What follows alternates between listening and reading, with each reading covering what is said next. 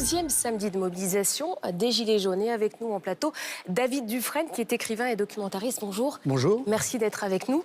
Alors, depuis le début du mouvement des Gilets jaunes, vous signalez tous les cas, tous les blessés de violences policières. Et avant de commencer cet entretien, je vous propose qu'on puisse regarder quelques témoignages qui ont été récoltés par nos équipes. Je l'a tapé là, il a cassé la mâchoire à cet endroit-là et il a cassé la mâchoire de l'autre côté par mouvement comme ça, de ce côté-là. J'ai une balafre. Déjà, le chirurgien m'a dit qu'à 2 mm, la carotide, elle prenait, je me serais vidé de mon sang. D'un coup, j'ai senti quelque chose percuter ma main.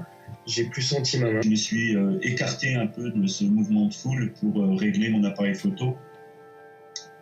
Et à ce moment-là, donc j'ai été touché donc à la carotide. Alors David Dufresne, vous venez de le voir, ces témoignages, c'est assez surprenant d'avoir autant de blessés dans un mouvement social.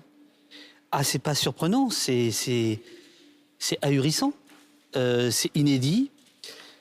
On appelle ça une répression. C'est plus du maintien de l'ordre, si vous voulez, à ce niveau-là de quasi industriel. C'est-à-dire on a à peu près 2000 blessés selon le ministère de l'Intérieur. Moi, j'en compte 300 graves.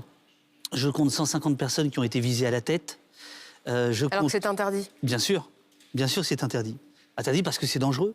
Je compte 17 personnes qui ont perdu un œil, 4 une main.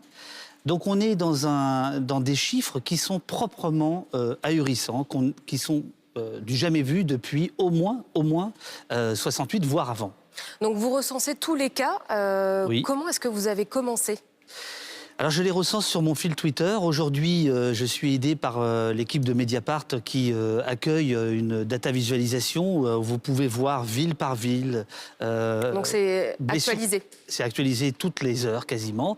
Non pas parce qu'il y a des blessés toutes les heures, mais parce que je travaille à contextualiser, à recouper les informations. Je tiens à dire que à l'heure qu'il est, je n'ai jamais été démenti, mais jamais, ni officiellement ni officieusement, par Monsieur Castaner sur mon travail. Donc qu'est-ce que je fais ? J'essaie de recenser tout ce qui est traçable, c'est-à-dire s'il y a des vidéos, s'il y a des photos, s'il y a des témoignages, s'il y a des PV, s'il y a des certificats médicaux. Et pourquoi j'ai fait ça ? C'est parce que je m'intéresse au maintien de l'ordre depuis toujours. J'ai écrit un livre là-dessus, j'ai fait un documentaire là-dessus et début décembre, j'étais sidéré à la fois du silence médiatique et du déni politique. Aujourd'hui, on n'en est plus là. Aujourd'hui, depuis quelques semaines seulement. Depuis 10 jours, 15 jours, le débat est lancé, enfin, sur notamment les LBD, les lanceurs de balles de défense. Alors justement, concernant le LBD, hier, le Conseil d'État a maintenu l'usage du LBD. Ça vous a surpris ?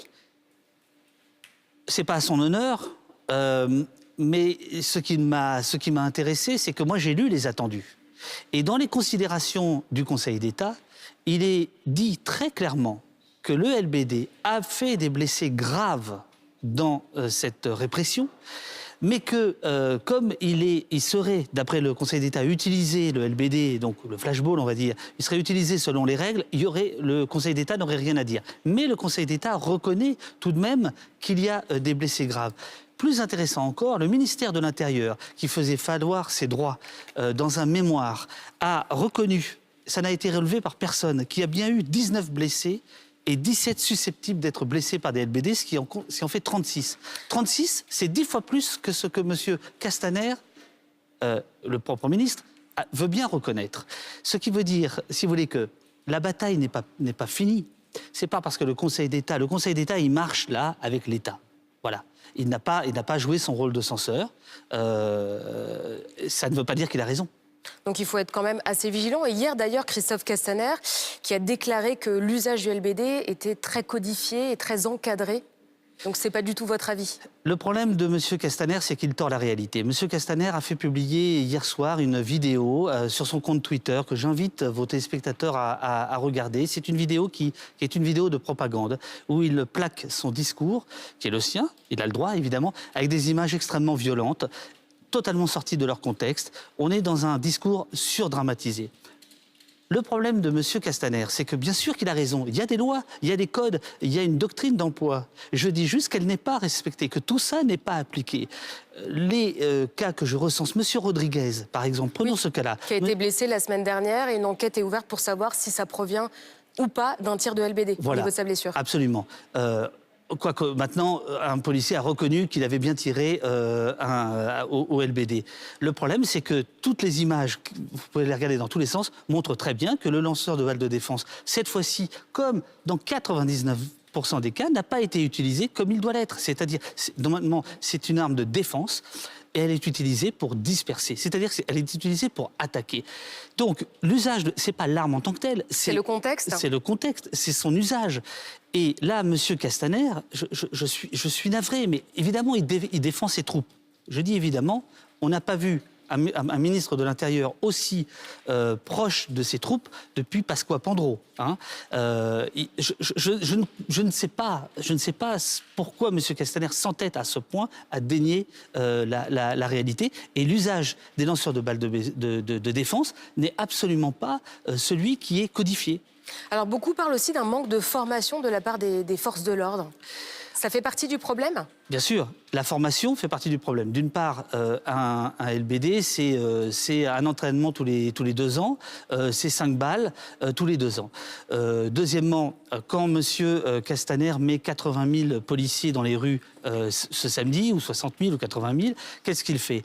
Il fait en sorte que 2 tiers des policiers, qui n'ont pas été formés au maintien de l'ordre, dont le métier est autre chose, vont faire du maintien de l'ordre. Donc un gros problème de formation, un gros problème de commandement, un problème de fatigue, un problème de doctrine.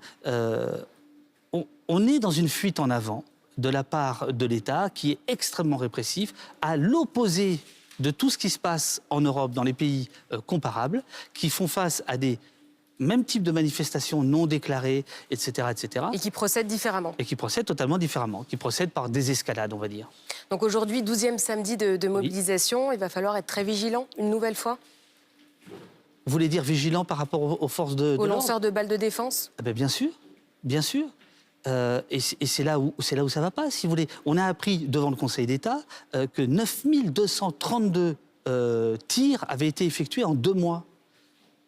C'est considérable. En 2017, c'était 2000 pour toute l'année, et en 2016, c'était 1000. Vous vous rendez compte ? C'est 9 fois plus en 2 mois qu'il y a 2 ans. On sent bien que ces LBD, ces flashballs, dont aujourd'hui le fabricant suisse nous explique que les munitions utilisées par la police française ne sont pas les bonnes, et qu'elles, en gros, je schématise, qu'elles sont plus dangereuses que, évidemment, lui, il vend sa soupe, que ses propres munitions. Évidemment qu'il va falloir se méfier du LBD, mais vous vous rendez compte, on en est là, c'est-à-dire qu'il va falloir se méfier d'une arme de la police contre des gens qui simplement viennent manifester, parce que là aussi, il y a un abus de langage, et c'est pour ça que je parlais de la vidéo de propagande de M. Castaner, c'est que le LBD, moi, tous les cas que je recense, ce ne sont pas ce qu'on va appeler des casseurs, les victimes. On vient de les entendre. On vient d'entendre votre neurochirurgien qui a été atteint. On vient de les entendre. Vous voyez ce que je veux dire ? Donc, ce sont des armes extrêmement dangereuses, mal employées par des gens qui ne sont pas formés, sur un public, on va dire, sur des cibles qui ne sont même pas celles dont on nous vend la menace. Merci beaucoup pour votre analyse, David Dufresne.